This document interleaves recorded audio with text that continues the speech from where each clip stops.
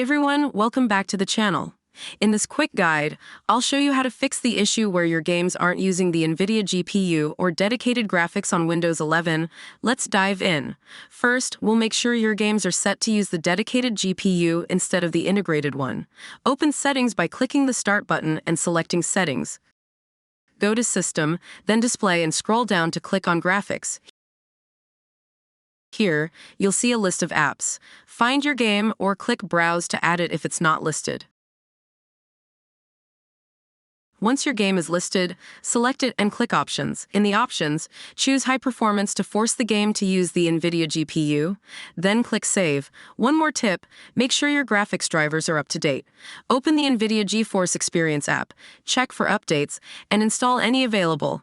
And that's how you fix games not using your NVIDIA GPU. If this helped, give the video a like, and don't forget to subscribe for more quick fixes. Got questions? Drop them in the comments below. See you next time.